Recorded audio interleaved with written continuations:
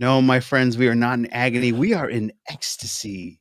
We are in the soundscape and landscapes of floating objects and lights and all the wonderful things that are floating around us. Thanks to our good buddy VHS Jace. So much exciting things to go on. And we are talking about one of the greatest Star Trek episodes. I just recently watched it again. I remember loving it the first time, and this time it blew me away. And you're going to find out why. You need to put some respect on Discovery, but we are not alone. We are so excited to have our wonderful author, amazing cosplayer, TikTok legend, Karin Nordin. And I said it right? Yes, you did. Yeah. Third time's the charm. Yeah. He tried so many times. It was getting sad, to be honest. Yeah. I was thinking about changing it after the second time. Just mess with me. You know what? No. It's car in. Like, you pull the car in. That's what really don't understand. Like, it's hard. Harry.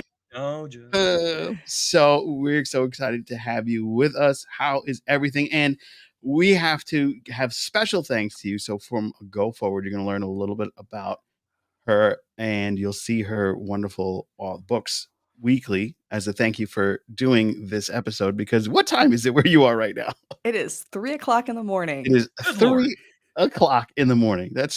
She is so kind. She came with us at 3 a.m. over where she is. I put makeup on for you guys. I don't think you can tell. And you put makeup on. You see that? I never put makeup. Oh, okay. See, I don't even want to do this show at 8 p.m. I can't imagine. I cannot imagine 3 a.m. 3 in the morning. There are not many things that will get me up at 3:00 in the morning, but Star Trek is one of them. There you go. And not just any Star Trek.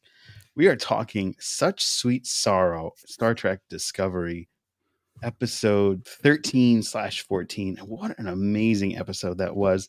Let us not waste any time. Let us, because I know Karen would like to sleep, let us talk about the synopsis. Jason, if you please.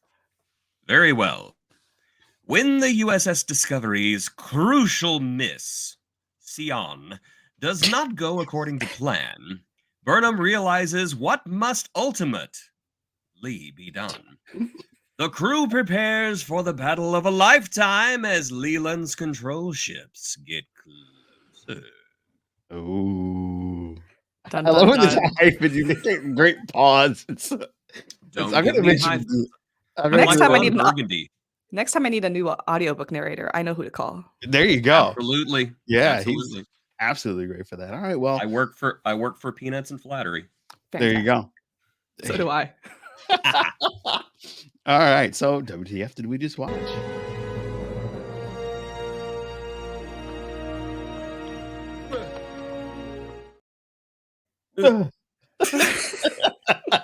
Also a great episode. Yes. It's another ecstasy episode for sure.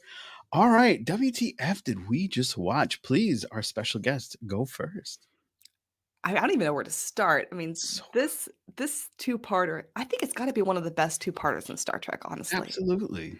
And the way it just weaves all of these stories together, and it honestly gives you a great conclusion. I'm glad the show kept going, but if it had ended there, it could have been a good ending for the show as well.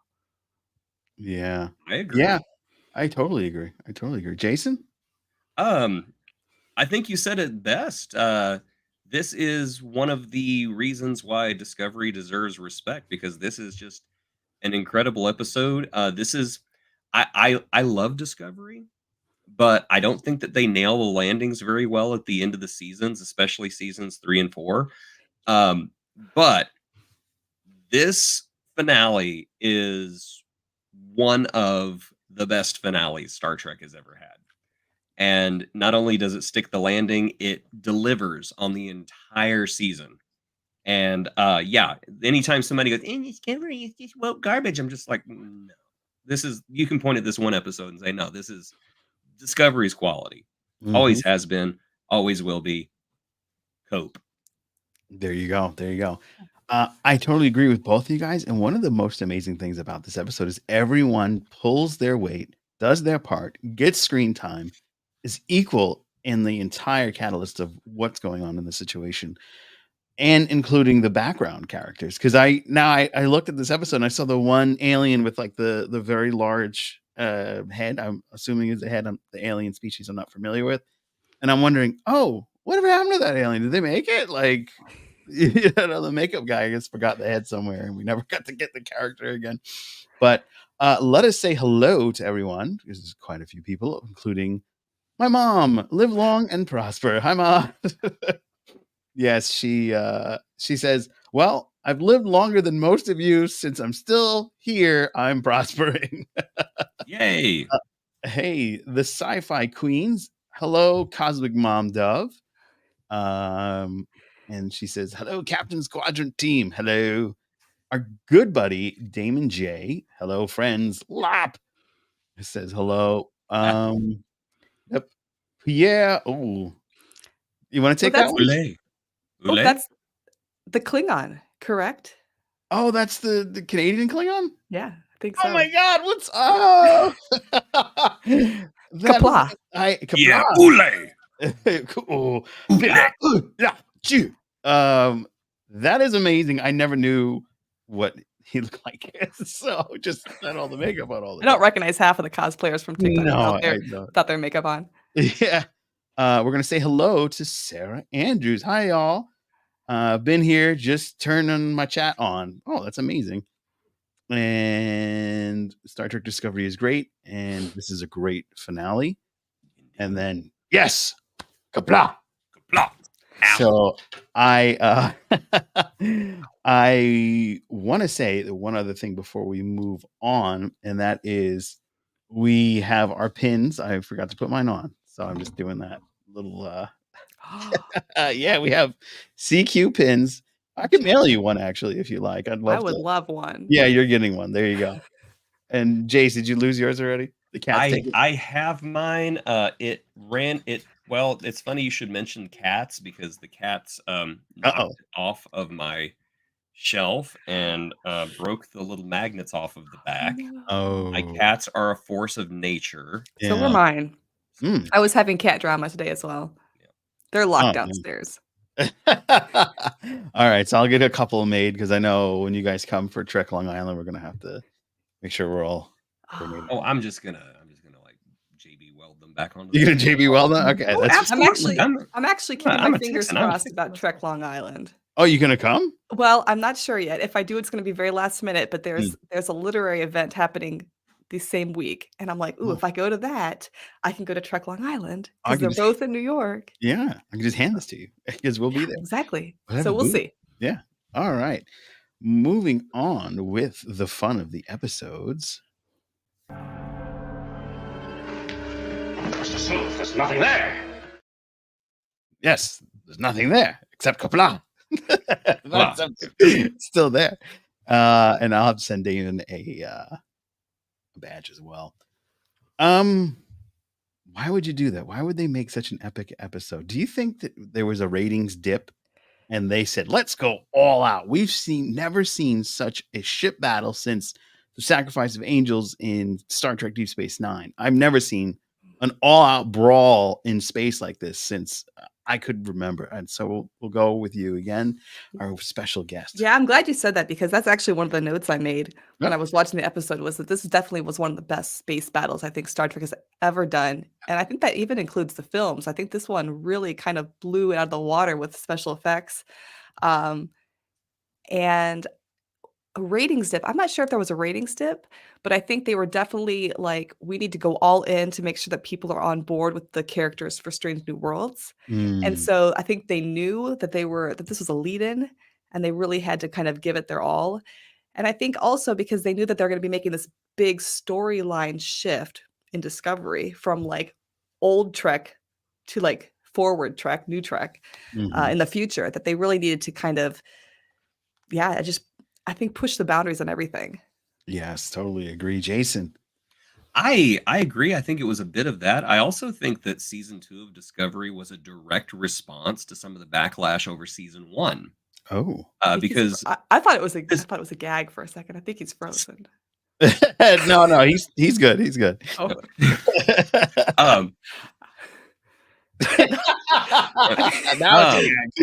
It was he's gonna periodically put his hands up like he's in the chamber. I will get your son, Jor-El.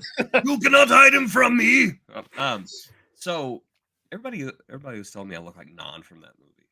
Oh no. Yeah. which, You're much more handsome. Nan was It's a okay. good-looking guy too. It's all right. Okay. Anyway, I think that I think the entirety of season 2 was a direct response to the backlash that the show got from longtime fans of season 1, because despite the fact that fans keep saying they want to see something different, they want to see something daring, they want to see something brave, whenever Star Trek delivers that, they all start complaining because it's not the same Star Trek that they've seen over and over and over again.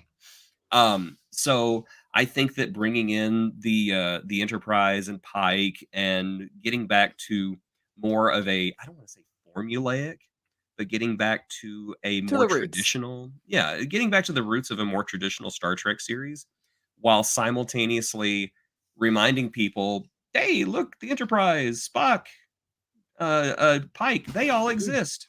Mhm. I think that was them trying to placate the fans, and they did go all out, because I remember whenever I never thought we were going to go on board the Enterprise. I never thought that was going to happen. And then they go on board the Enterprise, and they have this beautiful, beautiful recreation of the Enterprise bridge. And I just remember whenever that camera panned out and showed everything, I just audibly went, "Whoa." And it's one of the few times I've just, like, inexplicably said something like that just out of pure awe. Um, I don't know if they knew that they were gonna be doing a spinoff. Surely they would have had some kind of inkling that it was going to I head think that. maybe it was a test to It see. could have been. It could have been, because they spent a lot of money on that set. A Yeah. lot of money. But yeah, I think it was more of a response to fan bitching more than anything else. There was just, okay, fine. You don't like new Klingons. You don't like anything new. You don't like this. Okay, fine. Here's old stuff. Enjoy it. But we're Yeah. gonna make it awesome.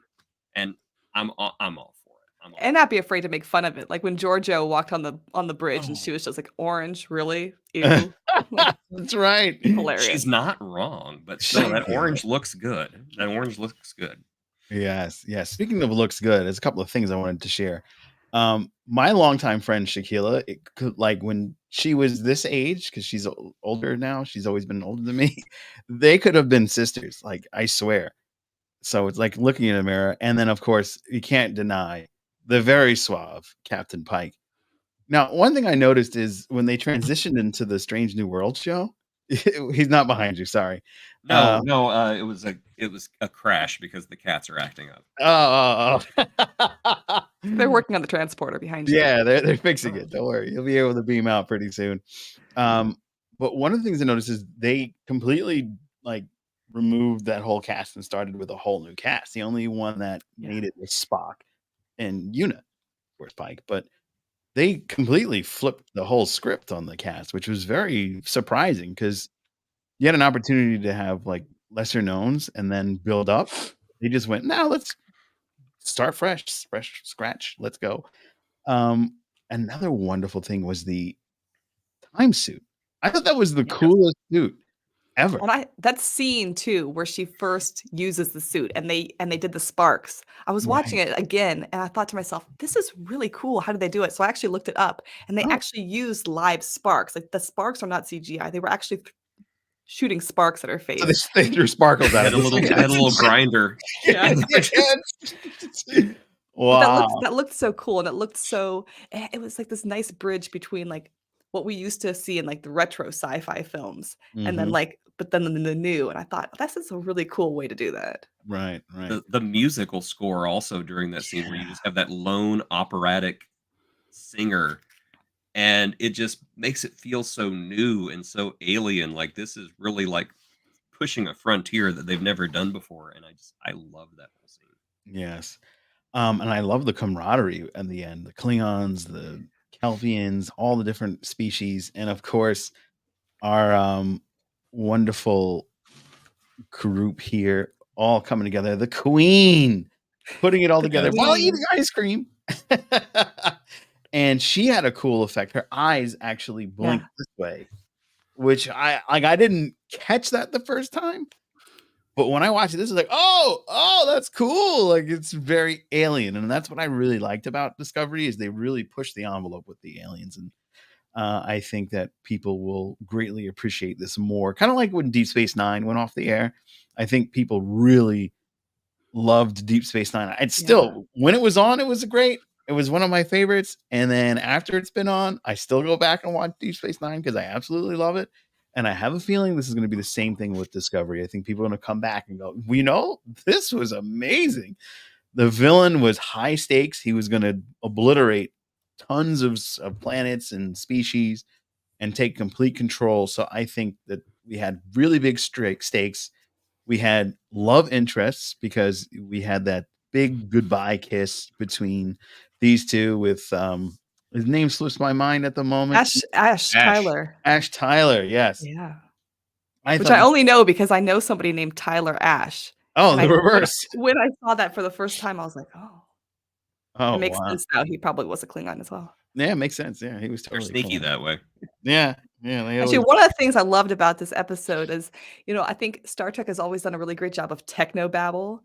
Yeah, That not necessarily is true. Sometimes it is, but that you still believe. And there's a scene in the first episode where they're trying to figure out how they can use the crystal to send Discovery to the future, and you have this like really beautiful like techno babble interplay between Spock, Reno, and Poe, and everybody else is just standing around kind of like, what are you talking about? And it's a fantastic scene. Yeah. And you know what really solidified that scene was Tig with her comments. Oh yeah, that makes a lot of sense. Yes. And it's like, oh wait, you do? Tig Notaro is just a gift to Star Trek. Yes. Really is. Can I also say, I'm so tired of people complaining about time crystals. I'm so tired of it. Because so many people are, oh, time crystals. I thought this was science fiction, not magic. And I'm just like, the ship runs on dilithium crystals. Yeah, I was going to say, it was always there. And there. it has for 50 years. That is basically magic. Don't come at me with time crystals. Go, hey, time crystals, I don't believe that. But we believe mind melds. Oh, we believe mind melds. Yeah. We believe in sentient rocks, and we believe in I believe swapping for final episodes, but time crystals is just too far. We need something more. We need something more believable, like a donut that sends people back in time. That's more believable. Or a giant hand in space. Yeah, giant. Yes, or Abraham Lincoln in space. Giant hand more in believable space. than flipping time crystals. Ugh. Oh man, but you know what? I thought the time crystal was a pretty cool thing because I thought they were cool. I thought it was smart. I thought it was smart. Yeah, it's smart writing because then you can show Pike a possible universe. You can have Burnham jump into all those possibilities at the end, which she was like, well, in the middle rather, when she was seeing the crew get obliterated, like even Giorgio by Leland. So I thought that was really, really cool. It's just to have everybody looping in and out of time and just making it all work, which it did. And this is still to this day probably one of the best episodes of Star Trek available to you. You should watch it if you haven't. If you have, give us a like because you agree with us. Yeah. I think even as far as time travel goes, as time travel episodes in Star Trek are always kind of hit or miss, I think. And I think this is definitely a hit. Oh, I agree. We definitely do a good job with this one. Yeah. And not only the time travel aspect, but some of the connections that weren't romantic, like Spock and Michael, like Spock and his dad. They even like dived into that a little bit. Sarek's relationship with Burnham, and Sarek even just popping up on the ship. Hey kids, how's it going? Her doing a little time travel, And then I think Sci-Fi Queens had mentioned it. I'm going to bring it up. There's like friendships, like with Tilly and Michael. I was like, hey roomie, oh, there we go. It was Sarah Andrews. I totally loved the Tilly and the Queen's friendship relationship. That's very true. But they were able to get all these things in this episode without being too much and too much information to process, and it worked so well. Nat, what's up, buddy? He's a friend of mine from college. so dope that you could stop in and say hello. I think Star Trek has always really done an amazing job of like the found families trope. And I think Discovery does it the best, honestly. And that scene with Michael and Sarek, I have to say, this is a conversation on TikTok right now with Lieutenant Commander Ray. Oh, she's amazing. But that scene with Sarek and Michael is so fantastic. And if you watch his face like very carefully during that scene, just how he shows emotion by not showing emotion is just brilliantly done. Yes, yes. That actor, he was in Tron, actually. James And what's his name? James Fran. James Fran. Yes, he is so good in this series and in Tron and in True Blood, which is Yeah. he's such a well-rounded actor. And I'm hoping that somehow he comes back in Strange New Worlds. You're going to have to be really careful with continuity because he's not supposed to be speaking to Spock. Oh. I kind of think they're throwing continuity out the window on Strange New Worlds. Yeah. Maybe whenever they bring back Cybok, maybe we could have. Oh, there you go. Yeah, there you go. That would be amazing. Yeah, you can have him go, Cybok, stop that. You got to stop bleeding cults. That's not good.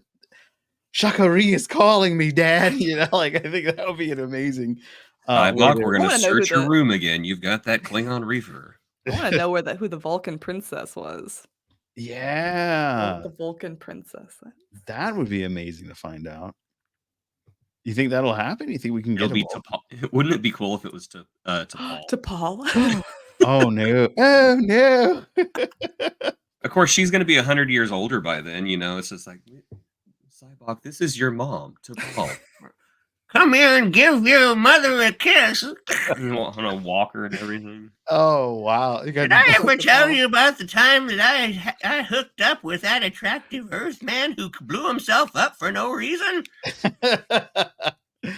Oh. He had a baby and it died.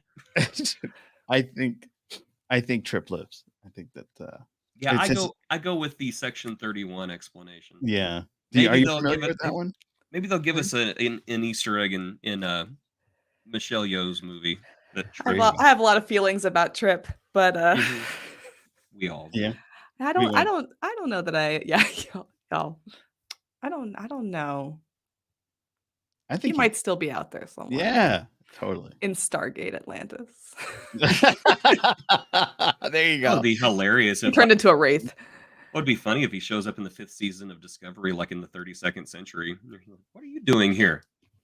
I don't know. That could actually be interesting. That would be very interesting. That would, just walk up and he's just like in a uniform. He turns around and goes, "Trip Tucker, formerly of the 21st century. How did you get here?" Don't ask. And then they just continue with the episode as usual. The fans would hate/love it. Yeah, exactly. I agree. Unless he just says end program or something like that. Yeah. End program, everybody disappears. How do you like it? You don't like it, do you? Yeah, that would be amazing.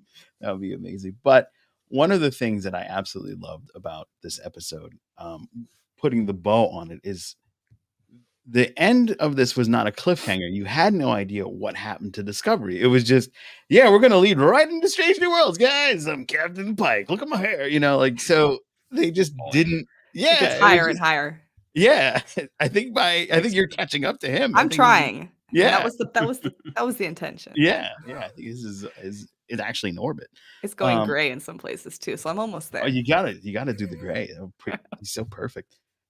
Were you surprised at that jump? Like they didn't even give you a iota of what happened with Discovery and Burnham?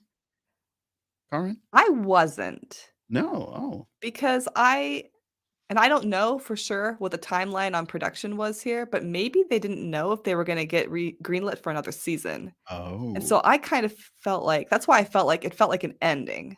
So it could have gone either way. So I wasn't surprised that they did it that way. There are some Star Treks that I wish had also done that way, so we wouldn't have been left with these random cliffhangers, choppy endings. But no, I think that was a really smart choice not to go full cliffhanger, but to just kind of go halfway. Yeah. Jace? I think that they've treated every season finale of Discovery like it's going to be the last episode. That's just been my impression since the first season, is that they're not told until the very end. We don't know if we're going to come back or not. I liked the ending of this episode. I liked the mysterious, sad, bittersweet optimism of it. Just having that red dot appear on the view screen, like, oh, there's the signal. They're fine. We'll never see them again, but they're fine. Let's go off into the final frontier. Yeah, I think the ending of this episode is extremely extremely strong. It is one of the strongest endings of any season. Yeah. Yeah, I agree. Yeah, I agree. Mhm. I agree. And that's why this is an ecstasy booth, friends. Indeed. This one was amazing. Well, before we hop into the rest of our show, we're going to take a quick commercial break. This is the command center of the USS Enterprise from the Star Trek collection. Assembly required. Hey, look, there's Captain Kirk and Commander Decker and Officer Ilea. There's also the Vulcan shuttle with docking port. You can put in Scotty and Spock and Dr. McCoy. Bridge, shuttle, and action figures each sold separately. Wow, the crew goes back and forth. Vulcan shuttle, USS Enterprise bridge, and figures all sold separately by Mego. Did any of you guys have that? I need it. I want it. How old do you think I am? Older than me, and I had it. So. I'm not that much older than you. No, okay, first of all, I want to know who was that man and why was he hanging out with those children? Kids, blink twice if you need me to call the police. I'm just saying those kids were probably on a milk carton somewhere. I want to say the little boy when he was like, and the girl was like, Ilea. And Ilea. I also, whoa. if you go back and look at that commercial, they say, and Commander Decker. I'm just like, that's not Decker. Who is that? Doesn't look like him. Is that Scotty? Did you just confuse Decker with Scotty? Like, listen, I cannot break any more molds for this toy collection. We had to use the same face, brother. I think that's why we got that. We had mentioned in the beginning that you are an author, and we'd like to give you this space as to talk about your books and your career on writing, and we call this the aftermath. Now, why don't you go back to your quarters? I'll be along shortly to say hello. Another great episode. With an introduction from my favorite. I love Look Kara. at that. Perfect. Yes, I am an author. I write crime and thriller novels at the moment, although I am working on a super secret project, which is in a different genre. I have 3 books out. Yeah, Where okay. Ravens Roost, Last One Alive, and Sweet Little Lies is my newest one. All right. So the first 2 are Scandinavian Nordic noir crime novels. They're police procedurals, and Sweet Little Lies is my first psychological thriller, which takes place in the United States. And I'm really proud of this one. Oh yeah, absolutely. Be proud of all 3 of them. That's amazing. The time and dedication it takes to write anything. Years ago, I used to write poetry, and I was like, this takes forever. And to know someone that wrote a full book and published the book, it's like, oh my goodness, I am. It's in an awe. adventure. It's It hard. Must be. It must It's be. hard. Where do Yeah. you draw your inspiration for your novels? Are you a true crime junkie, Oh, or was this man. some traumatic experience that you stumbled upon in your childhood? I mean, I have a lot of traumatic experience. Oh wow. No, I don't know. I mean, I don't. That's what everybody asks. Do you watch a lot of true crime podcasts and stuff like that? I don't. I think human behavior is interesting and wild and crazy, and real life is more insane than fiction. And so it's always fun to see, can I take something from real life and maybe make it crazy enough to be fiction? But inspiration comes from everywhere. From sometimes people say something, like a one random line of dialogue, and I'm just like, wow, that's weird. Where did that come from? And then that inspires something. Yeah, but I don't know. Thrillers and crime novels are kind of a fun genre because almost anything goes. Although the goal is to maybe one day write a Star Trek novel. Oh, do it. If anybody out there is listening. Do it. Make sure once you do it, you come back. We'll have a whole section 31 and a half just dedicated for you. That would be amazing. If our interviews with other Trek authors hold any kind of tradition, he'll mispronounce your name. Yes. I already did. We're already there. We're halfway there, man. I didn't do it on the show, which is great. I'm proud of myself. I'm gonna have you start. I'm never gonna forget. We're never gonna let you live down DeCandido, though. I know, but the Sci-Fi Sisters mispronounced his name too, so I feel don't blame them for your mistakes. I'm saying I feel like I'm in good company at least. So when you first published your book, did you feel like, all right, now that I've made this a great accomplishment, and did you frame it? I gotta know, did you frame the cover? Which way does the What are you talking? Oh, there it is. Look at that. Yes, Nice. yes, that's Love amazing. it. That's Love amazing. it. actually just got them hung up because this is my new office, so Oh, just was redesigned. No, yeah, I mean it's pretty wild. The sad thing is you don't get to pick your covers unless you're like really important, like Stephen Mm. King. oh, Uh, but oh! I thought yeah, you had influence on everything. I I mean didn't know that. sometimes they'll ask me like, "Do you like this color?" And then I'll say no, and then it'll end up on it anyway. Um, Orange. Oh. orange. Yeah. No, they'll ask, or they'll send. What they do is they send you like 5 covers that are currently in the market in the same genre, and they say, "Which of these 5 do you like and why?" And Mm, then if you're lucky, they'll read it, what you said. wow. And since you do a crime drama, do you ever have like the haunting suspicion that someone's following? Do you ever like have to look over your shoulder?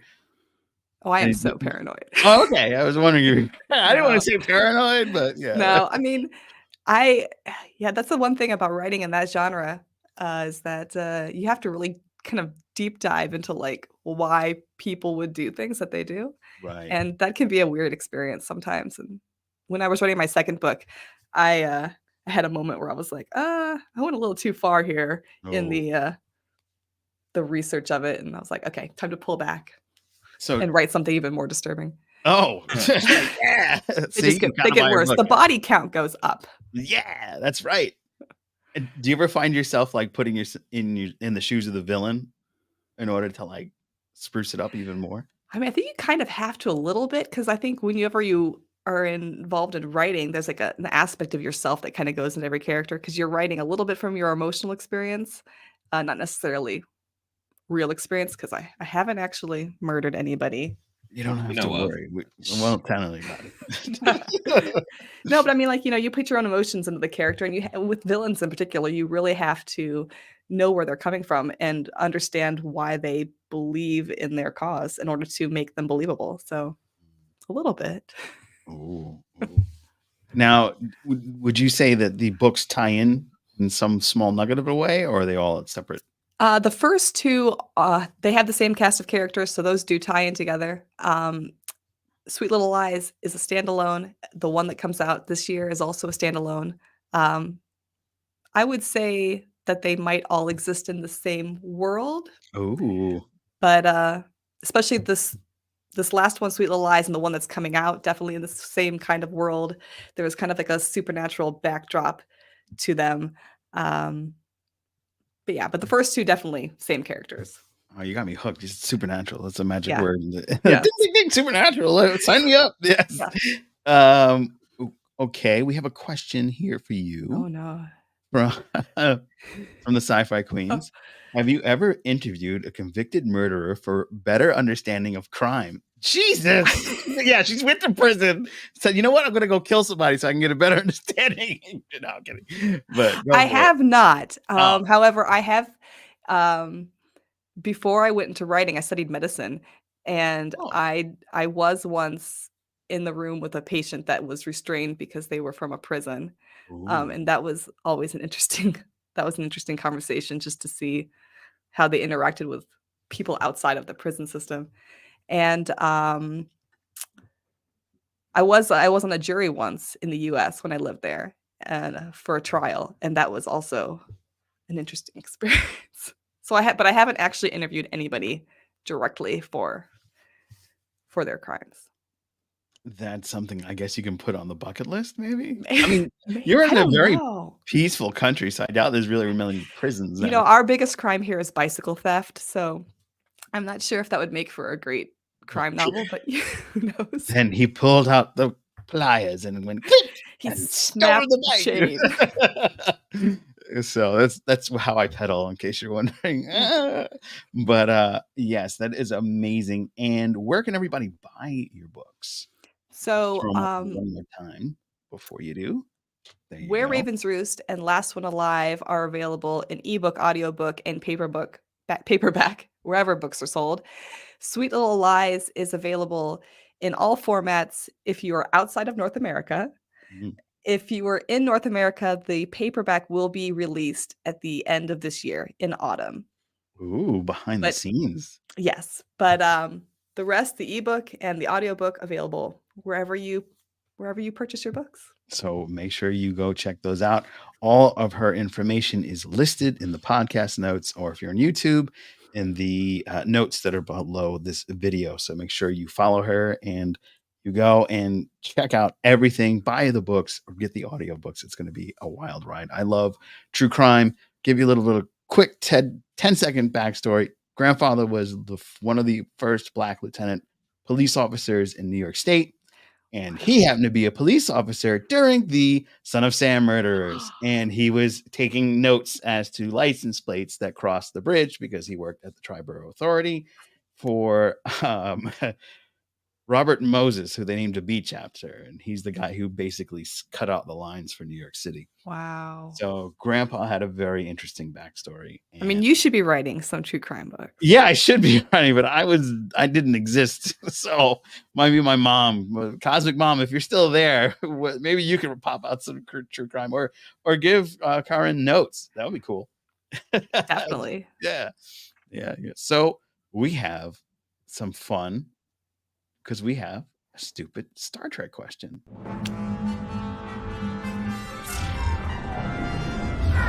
It's time for stupid Star Trek questions. All right. It seems this is from our threads, Rot Gold. It seems a lot of characters are always half human. Will there ever be any half human, half Ferengi or a Ferengi, half human, half tribble an upcoming shows? Half tribble would be great. Kind of like Cousin It. And Riker's likely the father. I have a feeling this came from a very disturbing fanfic. Is it though? I mean, have you had tribbles for breakfast yet? So. Oh, there you go. The silence means probably. Well, you know, I would love to see a God half I choose human, half first. Ferengi. I would love to see. I have a sneaking suspicion because Discovery had a Ferengi in a Starfleet uniform during the DMA season. I think that was 4. Oh. Yeah. And everybody was complaining, saying, "Oh, that Ferengi looks weird. Did they redesign the Ferengi? It looks weird." And I'm sitting there thinking, every single character we've met in the 31st century has been like a hybrid of two races. That does not look like a pure-blooded Ferengi to me. That looks like a Ferengi with something else. I don't know if it was human, but I was thinking maybe like a Ferengi and Klingon, like maybe Quark and Grilka finally got together. Which, personally, I've been shipping them forever. Yes, they were fantastic. They were, or maybe it's a Ferengi Klingon. I mean a Ferengi Vulcan. I mean, it could happen if Sarah can. Where would the points be on the ears? Like they'd be up here? Like up here. It would be the Ferengi version of Pike's Peak. He makes a turn and it just goes like a boomerang. Yeah. Well, they have that band, so maybe the Vulcan, they just connect. You know, the ear band thing that they got going. But I think we've seen them. I just don't think it's been like fully. I don't think that they've spelled it out for us in Discovery, but I do think that a lot of the aliens that we do see on that show are hybrids, because I think that they're taking the cue from the remake of The Time Machine from a few years ago, which was an absolutely dreadful movie. But every single actor or actress in that movie was of mixed heritage, because they said in the future we're all going to get together, and I thought that was kind of cool. So I think that's what Discovery is trying to say is. Borders don't matter anymore. We're having a horizontal bop party, and everybody's invited. Oh boy! Well, I mean, the president in Discovery in the future is President Rillick is like she's like a Neapolitan of aliens, and I think she's that's like Cardassian and Bajoran, and human is what we've heard so far. Yeah, so she's got something else swimming around in there somewhere. We just don't know. I think it's interesting, because then it makes you wonder, like, if they're like in the process of rebuilding. You know, and you don't have all these separate planet species anymore. Like, what does that look like? And that could actually be a more utopian federation than there was before. I would love to see Star Trek return to Bajor and see a bunch of Cardi Bajorans running around, and maybe have Deep Space Nine still in orbit of the wormhole with the Deep Space Nine Museum. Come on in. The Deep Space Nine The Museum. museum. Wow. Yeah, go No, go Mom, to. I don't want to go again. We just did last year. Not again. No, the drinks at Quark gave me the runs. Oh, I would love to see Discovery revisit the Klingon Empire and have like Klingon Romulan hybrids running around. I mean, I think that would be such a great understated statement about the future. Is like, these races didn't get along, but eventually they do. I just think that would be a good statement for Discovery. But of course, Discovery's filmed; it's in the can. They probably haven't done it, but I can dream. Well, that was actually interesting that you say that, because there's something I thought of when I was rewatching these 2 episodes. So the title is from Shakespeare, right? It's Such Sweet Sorrow. It's Juliet Yes. on her balcony. yes. And I couldn't remember exactly. It's the English major in me came back. I was like, well, what scene was that exactly? And that was actually like in Act 2 of Romeo and Juliet. She does see Romeo again after that. And so I thought to myself, I'm like, that's interesting. What are we saying? Is there a possibility that there is going to be a return if they kind of harken back to this episode? I don't know. I hope not, because Juliet was just being a drama queen. I mean, well, It was parting is such sweet sorrow. They'd already made plans to meet the next day at 9:00. Parting is such sweet sorrow. And I'm just like, you little morons. Oh man. That's what I always. Anytime I taught that play, I was always telling them, I know you all think this is the world's greatest love story. It's not. It's 2 idiots. do people think it's the world's greatest love story, though? Yes. Yeah. I mean, if you've never read it, you think it's the world's greatest love story, but it's 2 idiots in lust being enabled by an extremely irresponsible adult. You've actually never heard this story until you heard it in the original Klingon. I Yes. agree. It's like I said last week. I honestly think that the Klingons did a raid of a Federation planet. One of them picked up a book who could read English and was like, "Oh my God, this story's amazing. Everyone dies. We knew they wrote like this. We wouldn't have killed everyone here. I'm going to take this home. I have conquered this story. It's mine now." But then Romeo and Juliet are both in Tovacor because they died with honor. Yes. Did they? They did. Oh wait, they poisoned themselves, didn't they? They did, because did. they could not is that stand honor? the dishonor of being apart. Oh. Okay, yeah, so they can go to Tovacor. I like Yeah, to there's a think that reason. the Klingons probably rewrote the ending a little bit to include like some bloody batleth fight. Yeah, I think there had to Yeah. have been a bigger battle scene at the end. Yeah. Oh yeah. Yeah. And you know Between the two warring families. And Yes. you know at the Kittimer conference that they're sitting there having their negotiations, and the Klingon president goes, "There is one more thing. We want Shakespeare." I'm sorry, you want what? We want Shakespeare. We say want the you rights to Shakespeare.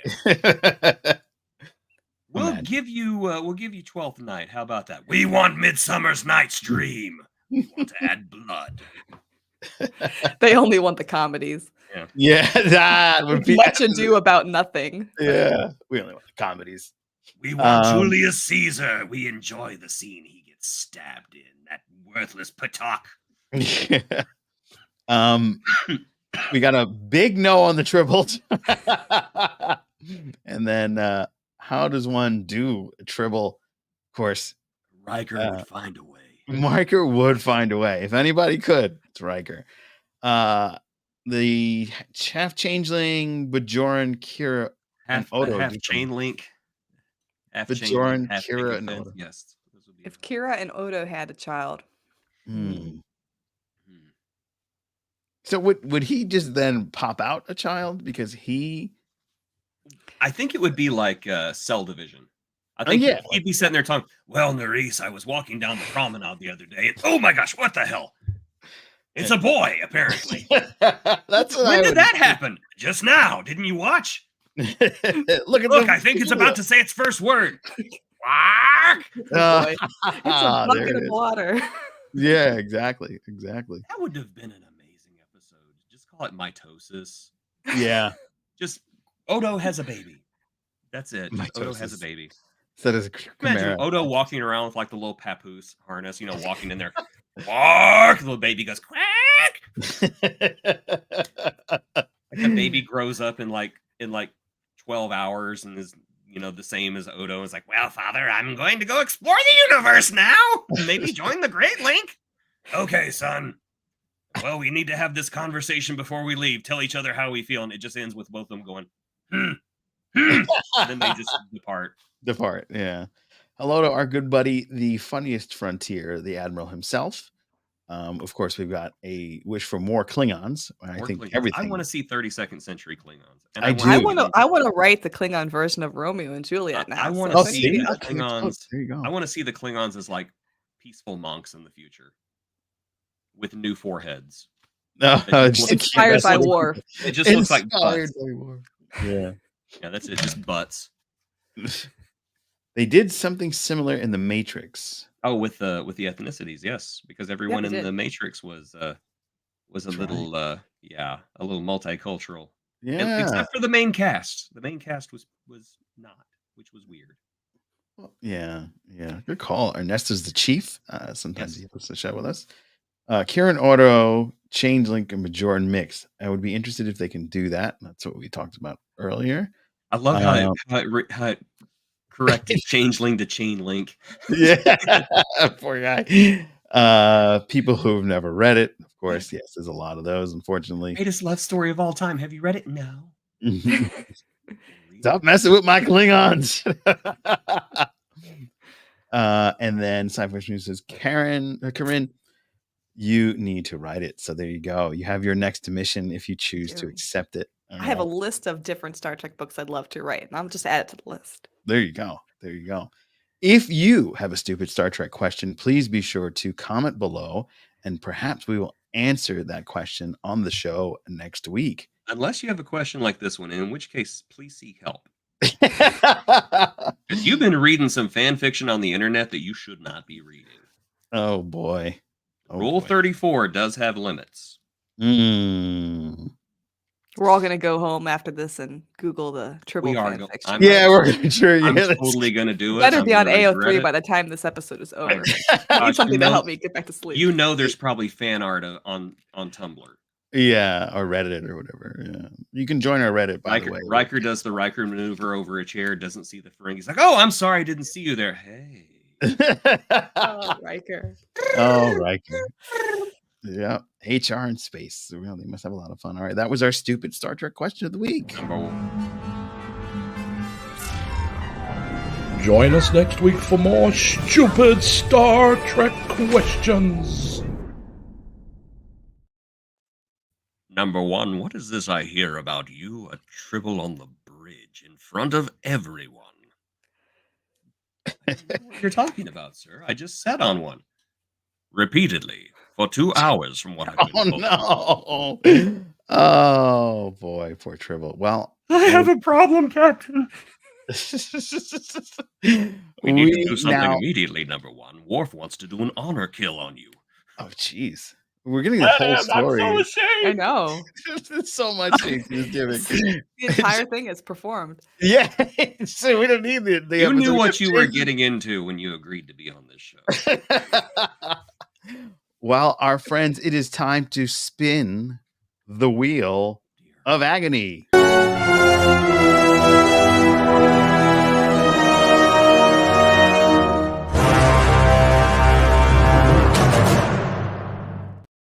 Yes, if you are not familiar, we have a wheel that dictates our next episode, whether it be agony or ecstasy. The choice is random. I'm just making sure you took this episode off because you're notorious for not. Okay, good. I'm pretty sure. Just making sure. I see some good ones. There's some good ones on here. There's some rough ones on here. There's some not good ones. But this one, I see one that I've been wanting for like a year now, and it never comes up, and I want it. I want it so bad. Yes. Oh, and there's some special episodes on here because we missed, because of the writer's strike in certain situations, we missed the last half of Strange New Worlds. So some of those episodes are in there, including Under the Cloak of War, which our buddy Damon James was on. What's that, Jason? Those old scientists. Yes, those old scientists. That's a great one. That's a really good one. All right, let's see what the wheel gives us. Spin it. There we go. Oh, wow. There we go. Look at that. Look at that. Under the Cloak of War. That's what we're doing. A strange I new have world. a confession. What's that? I don't like that episode. No. All respect to our buddy. I don't like that episode. Really? I don't like it at all. Oh. But we'll talk about that next week. Yeah, that's going to be a good. So I look forward to your evil and mean comments. I look forward to you all being wrong. I'm going to ask Damon to come and join us. So you can tell him. Please do. Oh, really? Oh, okay. There you go. Please do. I have nothing against him. He did his job magnificently. What are your feelings about that episode, Karin? Which one is this one? That's the one where the Klingon war is going on and Mbenga kills the ambassador. Spoilers. Oh yeah. I have mixed feelings on that one. Oh. And I can't decide if I like it or not. And I think it's because for me, the ending isn't clear enough. Oh. I wanted them to like be a little more. I wanted them to take a side a little bit harder. I don't know if that makes sense. No, it makes sense. In Mbenga's decision, like at the end, because I've talked about this episode with a few people, and people are like, "Did he? Didn't he?" And I'm like, "Oh, he totally did." I believe he did as well. Yeah, but I think that they should have been a little bit more. Yes, he did it. If they were gonna go that way. And I probably should ask this on the episode, but do you think this is the reason why he gets removed from the Enterprise? position? Yeah, because he's like a bit character in the old series. Yeah. He loses his title. It could. I mean, I think that was probably one of the reasons why they put that in there to kind of give an out for why he's not there. But he must get demoted, right? He gets demoted at some point because McCoy replaces him. Right, he's still there. Right. Also shoved his daughter in a transporter without any. Yeah, that probably didn't help either. What is this buffer pattern here? Wait a minute, what were you doing, Mbenga? I love him as a character. I think Strange New Worlds did a fantastic job of like bringing that character forward and doing more to him. But his choices are a little sus. Yeah. Oh, cats. Yes. Another reason they're why all this over the place place. so good. Cats. Oh, I have a dog somewhere. He does his own thing. Kind of his house. I just pay rent. We thank you so much for joining us. This has been an amazing experience. I hope you had fun. It was fun. Thank you. Awesome. I don't know if I'm gonna be able to get back to sleep now. I might just go watch Star Trek. There you go. That'll help. It's a comfort show for sure. Is, definitely. When I'm having rough times, I watch Deep Space Nine because it's rougher. It's rougher. Yeah. It's like they're having rougher time to deal with that. So, just once again, please everybody go and check out all of her books. Get them on audio tape, and links are down below. Please be sure to support our wonderful guest and her writing journey. If you were a fan of the Jason Roy Gaston person and his own shows that he did right now, be sure to, are you ready to plug yourself? Because that clip goes pretty quick. Be sure to check him out. Ready? 1, 2, 3, and go. That is my website on YouTube. Go to it. It's awesome. Oh, that was faster than this. I'm done. I love the cats. I'm on board. There you go. Be sure to visit him and all his furry friends, including the man in the corner. Yes, including Mr. VHS Chase. Yes, they all love it when their tummies are scratched. They all love it. Oh, crikey, keep going. Oh, my God. Oh, my God. He's Australian. That's what the Tribble said. Oh, no. Oh, Riker. Be sure to visit Riker. Be sure to visit VHS Chase. He's the producer and maker of all the wonderful things that you see on our show. And he is tapping into those member berries. So be sure to check him out over there. And if you are a Whovian, please be sure to check out our wonderful show, The Console Room Podcast, every Tuesday night at 8 p.m. Except for this week, because I think my co-host is going on a cruise or something like that. But we are diving into Doctor Who, and it is a lot of fun. We're doing the first. Oh, look at that! Amazing! You like Who too? That's great. Over there somewhere. I don't know. Yeah, mine dropped. I gotta get my always at the ready. Always ready. Always. Yeah, that was another thing. Did you guys notice that Giorgio had a sonic screwdriver when she was pulling that panel open? Yes. You saw that, right? Yeah. Did you catch that, James? Rutherford has a sonic screwdriver too. If you watch He does. there's this one episode where he uses a tool and it makes the sonic screwdriver noise. Oh, wow. I got to yeah. go back and watch Lower Decks again. Some more comfort shows. I Yeah. can't remember which one it is. I think it's the one where I don't know. He's just working on a panel and the panel starts. It's in the first season, I believe. Okay. Yeah. I'll go back and take a look at it. Be sure to visit our friends Encapsulated International if you want a 3D printout of your favorite starship. They are working on my Enterprise G. Yes, that's right, my friends. Enterprise G is on the way to be in the back where you can't see it behind me. Maybe I'll hang it up on the ceiling so that people can actually see it. He does amazing work, and the folks there at Encapsulated International are quality perfection 3D printing. Be sure to visit our friends, the Scarif Podcast, pure unadulterated nerd talk on the Red 5 network.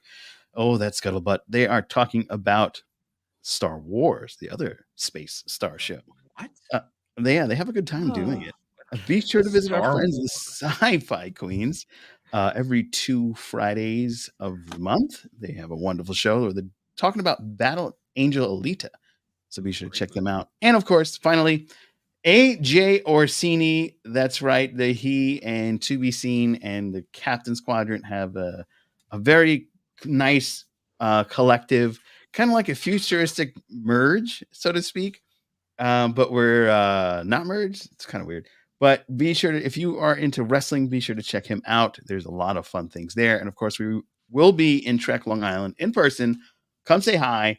We will be doing a lot of fun things there in person. We are going to be we're going to be talking about we're going to be doing a live agony booth. I like how much fun you guys are having with this. We're going to be doing a live agony booth May 31st through June 2nd. We will be there. It'll be fun. There's so many amazing people to meet. Melissa Navia, Armin Shimmerman, Nathaniel Phillips, and so much more. It's going to be a blast. You can pre-order your photo ops now if you go to the Trek on Long Island website, and it is brought to you by the Library of Kind. So they're doing a wonderful thing. They're helping children read, and they're going to grow up and read all of your books, Karin. Yeah. So Don't read them now, kids. We just wait a little bit. Wait till you're a teenager. I read a book about a bunch of murders. It was awesome. And they died. And that Hey, no spoilers. No spoilers. No spoilers. We will be joining you guys back. Be sure to like, share, and subscribe, all those wonderful things. It is free. It helps us in a big way, more than you know. Especially the share thing. The share is a big one. So do that and ring the bell so you're notified of when we're posting one of our fun little vignettes, shorts, or whatever it is. Make sure you check that out. Until next time, live long and prosper. Karin, thank you once again. You are the best. Thanks for having me. Yeah.